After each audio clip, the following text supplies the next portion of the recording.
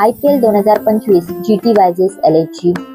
आजच्या सामन्यात लखनौ सुपर जायंट्सने टेबल टॉपर्स गुजरात टायटन्सला जबरदस्त धक्का देत 33 धावांनी पराभूत केलं आणि सलग 4 पराभवानंतर विजयी फॉर्ममध्ये पुनरागमन केलं. लखनौच्या विजयाचा खरा शिल्पकार ठरला मिचेल मार्श, ज्याने आपल्या IPL कारकिर्दीतील पहिलं शतक झळकावलं. अवघ्या 64 चेंडूत 117 धावांची धडाकेबाज खेळी केली. त्याच्यासोबतच निकोलस पुरनने अवघ्या 23 चेंडूत 50 मारत शानदार साथ दिली आणि या जोडीने दुसऱ्या विकेटसाठी फक्त 42 चेंडूत 100 धावांची भागीदारी रचली. त्याच जोरावर लखनौने गुजरात समोर 235 धावांचं प्रचंड लक्ष ठेवलं. गुजरातचा कर्णधार शुभमन गिलने नाणेफेक जिंकून प्रथम गोलंदाजीचा निर्णय घेतला.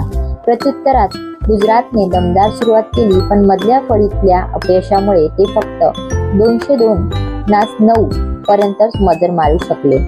सामन्यात गुजरातकडून साई किशोर आणि अर्शद खान यांनी प्रत्येकी एक गडी बाद केला, पण बाकीचे गोलंदाज निष्प्रभ ठरले.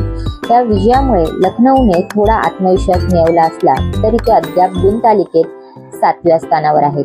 दुसरीकडे गुजरातने जरी आजचा सामना गमावला तरी ते अजूनही पॉइंट्स टेबलमध्ये आघाडीवर कायम आहेत. IPLच्या पुढील अपडेट्ससाठी सबस्क्राईब करा टी न्यूज.